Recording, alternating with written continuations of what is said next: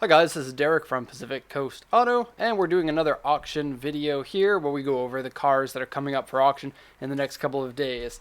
In this episode, we have 3 cars from Derek, that's me, 3 from Andrew, and 3 from Paul. And so let's take a look at Derek's picks first. That's the first 3. This first one that we have is something that it almost never comes up for auction. It is an S13 Silvia. This one's a 1989, and it's the convertible. Of course, the regular Silvias come up all the time. The convertibles, I don't think I've ever seen one before, and so that's really cool. This one here is an automatic with 71,943 kilometers, and just the fact that it's a convertible Silvia is really cool. So let's take a look at the auction sheet here. Now, the seller didn't mention it, but this one does have a turbo in it. We ran the VIN number to check, and so it's an automatic turbo with the CA18 engine you can see here. It's an R grade because it's been in an accident, and a C grade interior. The color's been changed to this gray color, and the seller didn't say the original color of it. The condition of it overall is pretty good. The body is in great shape, aside from one of the windows having an A2 scratch on it there. The fact that it's an automatic is going to keep the price low, but because it's a convertible and these are so hard to find otherwise, I think the price is going to be a little bit high on this one. In terms of notes on here, it says that the original front bumper, side, and rear aero parts on it. It has Recaro seats for the front too, those are aftermarkets, and then it has a 5-bolt hub conversion, because usually these Silvias come with a 4-bolt that have almost no good wheels at all that you can pick for it, so a lot of people change over to the 5-bolt hubs, and then you can pick cool wheels. In this case, it's the Skyline GTR's wheels on it, and it looks like it has big calipers, or Skyline's bigger calipers on the front here. Comes with the owner's manual, warranty papers, aftermarket suspension. Now the AC doesn't work, and I guess a little bit of residual damage from the accident, but otherwise looks to be pretty good. The back part, it says, is misaligned, and so I'm guessing it's this little trim piece here that goes between the trunk and the soft top. And something like that would be pretty hard to find. You'd probably have to custom make one if you wanted to replace it. Also, something interesting to note, the Silvias are usually only have 2 windows for the sides. This one has a tiny little window here behind. And the regular Silvias don't have this tiny little window, so that would be just for the convertible. Unfortunately, they don't quite work well, and the auction sheet says if you want to bring those bring those windows up, you have to do it by hand while you're pressing the button. There's a little explanation here that explains how to do it. Okay, so my price for this one, it's really hard to guess this one, and that's kind of a running theme for today's picks. I don't feel very confident on almost all of the bids, and so I'm going to guess 800,000 on this one. I may be off on that. We'll have to see. Okay, so for the next one here, we have a 2001 Toyota Mark II. And so this is a JZX chassis. A lot of people know about the JZX90, JZX100s. This one's a 110, and so the last generation that had the 1JZ engine in it. They're extremely good cars, but they look really stupid in my opinion regularly. This one has a wide body kit on it and is pretty aggressive with the front bumper that has been custom made and the 19-inch wheels, and so is something that would stand out a lot. These cars drive fantastically. I absolutely love driving them. And so we'll take a look at what this one says. This one, 2001 with 110,730 kilometers, a 1JZ turbo engine in it, and so that puts out 280 horsepower stock. This one has a 5-speed manual transmission, which is pretty uncommon on this generation of them. Most of them are autos. The whole body kit, including the side skirts, front bumper, front fenders, and rear fenders, including the wide section on the door, has all been custom made out of metal. And so a lot of work has gone into this car. It has air suspension on it, aftermarket front mount intercooler. Let me see, I can't read that. Let me get closer.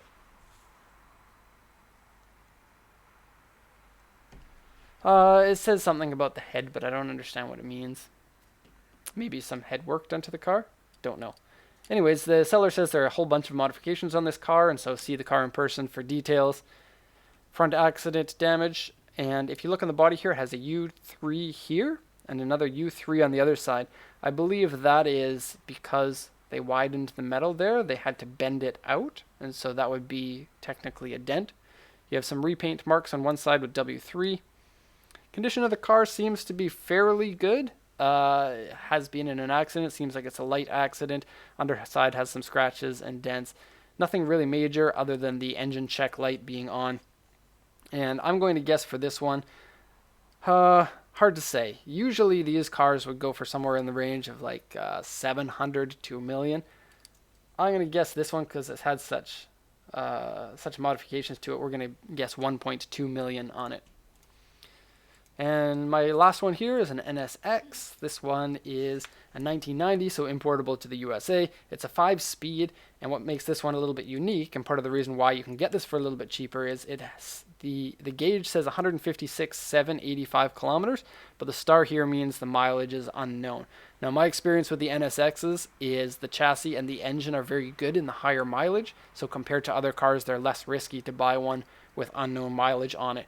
And then this one is very aggressive looking with the front end conversion to the later models. I think 2001 or 2002 is when they changed to this later model. They got rid of the pop-up headlights, has aftermarket hood, front bumper with LEDs here, large wheels for the car. Regularly they come with 15s on the front and 16s on the back. I think these are 18s and 18s and 17s now.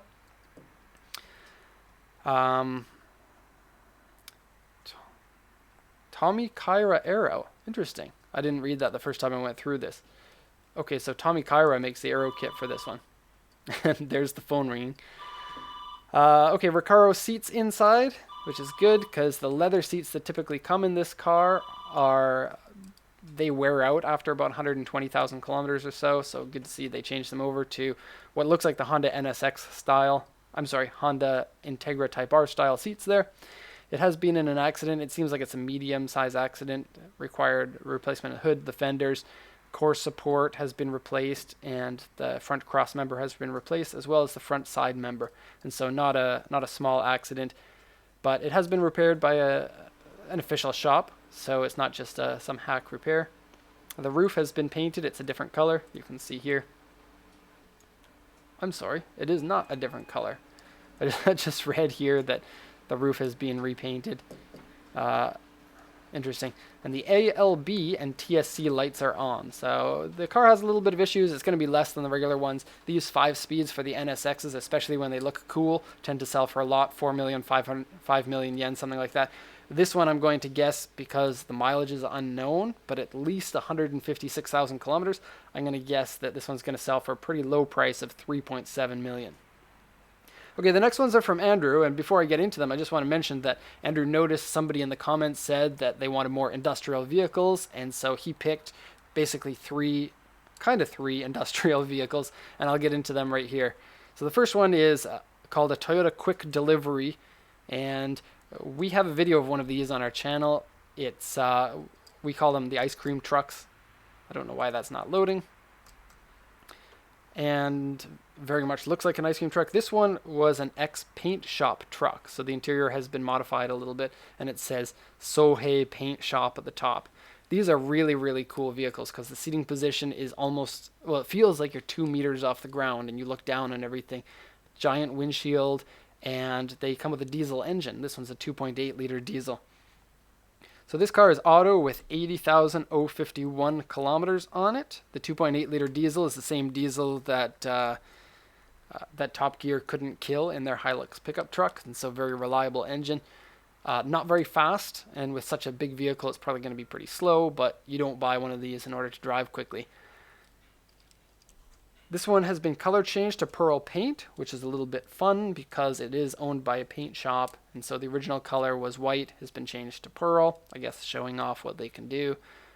It has some paint fade on the roof. The body's in generally good condition, not perfect. You can see a couple of minor scratches here and a kind of a medium scratch in the back corner.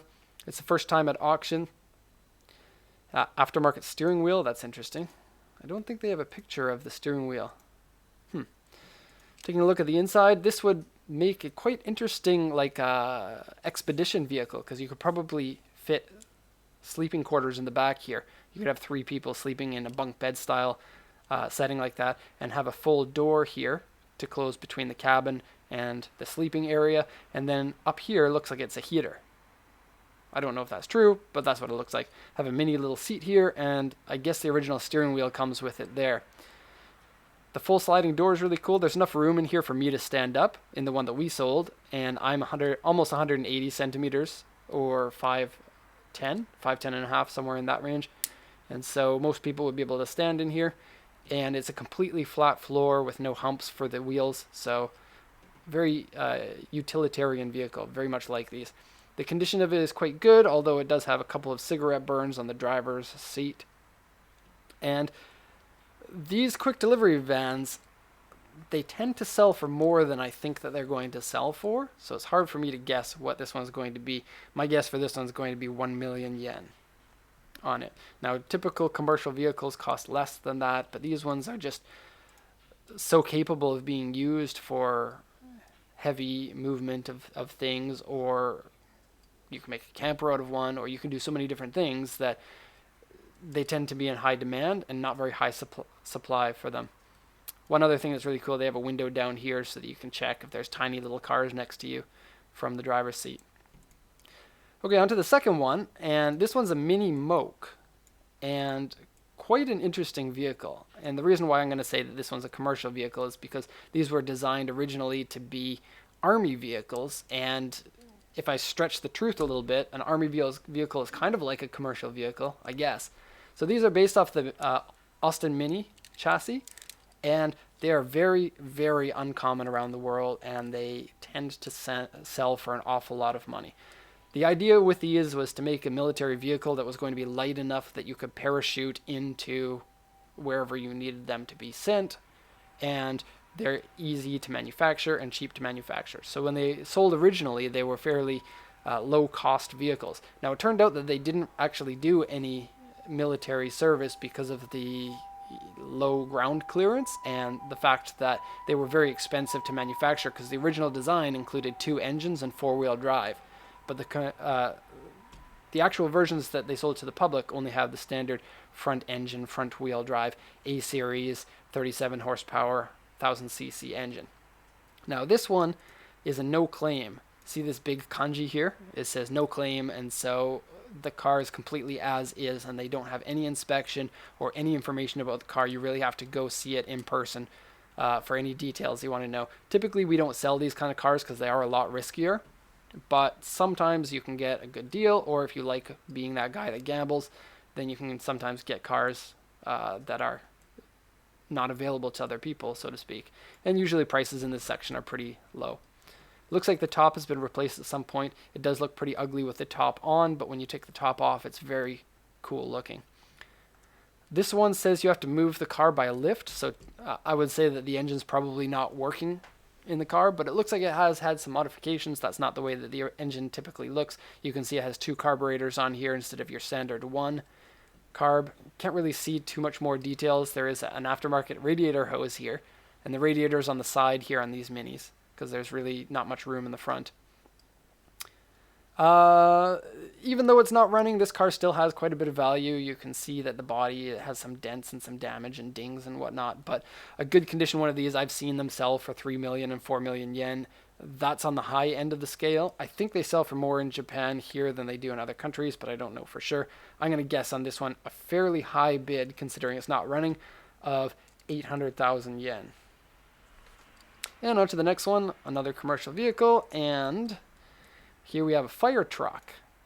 And recently these have become pretty popular for us. We put a few of the videos on our YouTube, and then people said, I want to get a fire truck too, because these trucks just sit in a covered garage and don't get driven very much, hopefully, because that would mean there's a lot of fires if they are driven a lot. But this one here, only 3,890 kilometers, and this is a 1988 importable into the USA. Super low mileage. This one is a 4-liter V8 gasoline engine. Many of the fire trucks are diesels, but this one's a gasoline engine, and it's an auction grade 4 with interior B, exterior B. And the seller didn't really mention anything about it. We only have these notes here. There is a little bit of paint fade and paint peeling on it. Also, if you look here, there's some gray. They marked this as a P3 on both sides. That's because they painted over the sign for wherever, like whatever state or prefecture this vehicle was in service in. What makes this one more unique than most of them is, one, it's a Nissan Safari, which is pretty cool. But if you look at the back here, you get a bunch of neat stuff. For one, you get a stretcher, which is something that I've never seen on one of these fire trucks.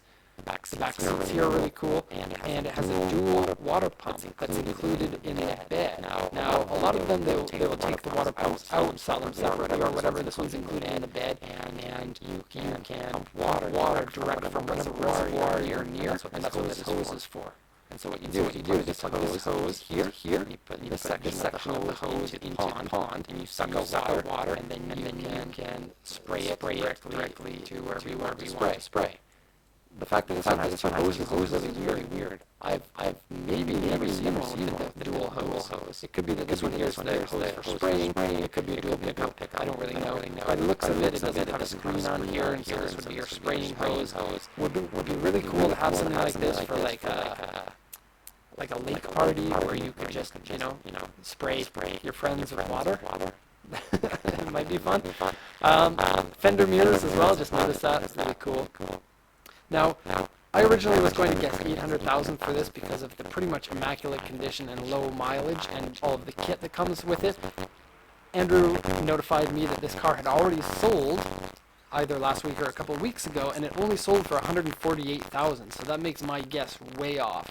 Now, I'm going to adjust a little bit down, but I also think that 148,000 is way too low for this vehicle. So what happened here, and the reason why it's back at auction, is somebody bought the car, and they're like, wow, I can't believe I bought that car for so cheap. Let's send it back to auction and see if we can get some sort of extra money there.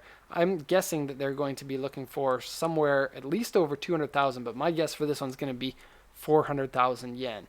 Which nets a sizable amount of profit for the person who bought it to resell it, and is still a reasonable price for the car, in my mind. Okay, and on to Paul's picks. The next three are from Mr. Paul.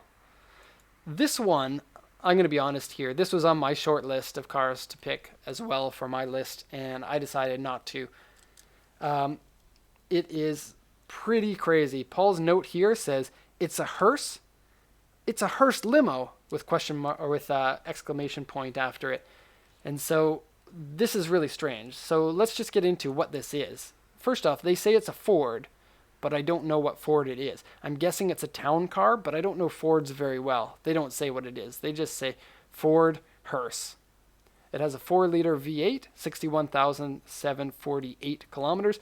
And the weirdest thing about this, other than the front end conversion to look like a Rolls Royce, the really weird thing is Hearses, you can see the doors in the back, Hearses typically are built off of regular cars. They store the driver and the person who unfortunately passed away in a box in the back, and then the family and the other people drive in vehicles behind, or maybe in front. I don't know how that works. But I always thought it would be really strange if you actually sat in the same vehicle as a hearse. So when I see them at auction, I don't want to touch them, I don't want to go in them or go near them because I know it's housed dead people and that makes me feel squeamish and weird. I think it would be really weird to be sitting in a limo having your dead relative or dead friends in the back of the same vehicle that you're in. Maybe it's just me, but that seems really strange to me. And maybe part of the reason why I've never seen a limo and hearse all in one. I'm guessing that's what the reason why this one is stretched like that. I couldn't see any other reason. I don't think that they're extremely tall people that require special hearses in order to be transported around. What else is there about this one? There's not a lot of comments on here. The vehicle's in good condition. It's been color changed. They don't know the original color. They thought that it was black, but that's been crossed out. Color changed to white. Steering wheel wear, wheels scratched. Leather top with a question mark has been added on. A couple of things that don't really make much difference. He wrote here that the reserve price of it is 200,000 yen and then crossed that out. I don't know why he crossed that out, but I'm going to guess that this one will sell for 250,000 yen. Okay, on to the next one here. This is quite a special one. I sent this one to Paul this morning, but he had already seen it. This is one of Paul's favorite vehicles of all time because he loves old rally cars, and this is one of the most famous and competitive rally cars of the early 90s. And so this one is a 1993 Europe Ford Escort RS Cosworth. And this is the official version. It's not like some conversion that somebody took an Escort and made it look like one. This is a real one. They don't come up for auction that often anymore because everybody loves these, and they know that the price of these is going up so quickly that it's a good car to hold on to for your collection. It has a 2-liter engine, 4-wheel drive, and I'm going to be honest, I don't know an awful lot about these cars because we don't sell them. We've never sold one, and these were never available in Canada or the USA, and so unless you were really into rally, you probably wouldn't know much about these cars. So the hood scoops look cool, remind me of Gran Turismo 3, I think, maybe 2, I don't know. And of course that giant spoiler that is known on the Cosworth versions, the Escort Cosworth, the Sierra Cosworth, has the stick in the middle. Kind of, some people think it's stupid looking, but the car is so wild and crazy and such a collector's car now that if somebody makes fun of you for the spoiler, they probably just don't know, and you can write them off. Wide body on here, that's the original wide body for this model. Okay, it comes with history papers, of course, turbo car, blue head cover. I guess to people who know this car, they know what that means. If you know, put it in the comment section because I don't know. Custom made exhaust on the car. Comes with owner's handbook, service papers. It's been in an accident, has winter tires. This one was imported to Japan because I don't think these were sold here. It says 4 headlights version. So maybe these came in a non-4 headlights version. I don't know. They're saying that as a sales point. The seat has some cracks in it, wheel scratched, engine has an oil leak. Usually that's very minor and not something that I worry about too much. Aftermarket steering wheel with a question mark. The only comment on this one that's a little bit concerning is that it says the starter doesn't work, but obviously the starter works enough to start the car and then put it into the inspection bay. Possibly it's got one of those things where the teeth don't line up with the flywheel well, and then it makes a sound when you try to start it. That's my best guess on that. Rear spoiler has cracks in it. Usually that means paint cracks from flexing. Maybe somebody put their kid on the back of here. Hey, let's put our kid on the back of the spoiler and take a picture. And then cracked their paint. Okay, and then one more for Paul here. And this one is one that I noticed earlier this week, and what's very special about this one is the color of the paint. Let's get into what it is. There's the back. Okay, so this is a 1996 Nissan Skyline with 107,496 kilometers. It's good, clean. It's a grade 4. Front bumper is uncommon, says Paul. I don't know, but it does look cool with the fog lights in here and then the fog light covers. It kind of looks like something from the Japanese, like Super GT or whatever of the era. I think it was called something else back then, but it looks like a GT car. This one is a mid-model. A lot of people don't realize this, but there are 3 different models of the R33 Skyline, and so this one's a mid-model, sold in 1996. So the color of this one is dark gray pearl. Now I looked up the color code because it's written here, and as far as I can tell, this color was only ever available on the Skyline, and I don't know if I've ever seen another R33 that has this color. You could get it on the 33 and I think the 34 because I did find pictures of it on 34s. Condition of it seems to be pretty good, a little bit of minor surface rust underneath. And other than that, oh, here we go. Rear panel has a small corrosion hole. So that's probably the worst problem on the car. We have a large scratch on the side skirt here on this side. That would be underneath. The side skirt matches the front bumper pretty well. So pretty low front bumper here and a pretty big side skirt with a vent here for your rear brakes. The R33 is a car that's going to become really expensive once they're legal for the USA. This is a 96, and so you still have to wait a few more years. This is the 2nd year of production. They started in 1995. I'm going to guess on this one 1.4, which is a little bit more than you would expect this to go for, but I think that people are going to be all over the color of this one because it is so special. Okay, and that's all for these ones. Coming up next is the prices for last week's picks. So have a look at those. Hey everybody, Andrew here from Pacific Coast Auto going over last week's picks. The Lancia Delta went unsold at $65,090. which is to be expected and in line with Derek's guess. The Toyota Altezza Toms 280T sold for $4,080, which is pretty much dead in the middle where Derek thought it was going to be. The Toyota Classic was sold, but we don't know for how much. This is because the reserve price wasn't met and the car went unsold at auction. Buyers have a chance to negotiate with the seller through the auction house. Some arrangement was reached and the car was sold, and unfortunately the rest of us don't get to find out how much it went for. The GTR R34 V-Spec 2 sold for $36,620, way under Derek's guess. Somebody got a deal on that car. The Toyota MRS was unsold with a high bid of $1,710. Not sure what the owner was hoping for on that one. Maybe they'll get it someday. The Honda NSX went unsold at $16,010. Probably they were hoping for 2 million yen or so, somewhere around there. The Toyota Supra SZ went unsold at $5,175, in line with Derek's guess. That car shouldn't go that cheaply. Somebody got a deal on this one. The Porsche 911 Carrera sold for $21,800, well under Derek's guess. And finally, the Renault Clio V6 sold for $17,630. Once again, somebody got a pretty good deal. And that's going to do it for this week. Be sure to check back next Wednesday for a brand new set of picks and the results from this week. Thanks for watching.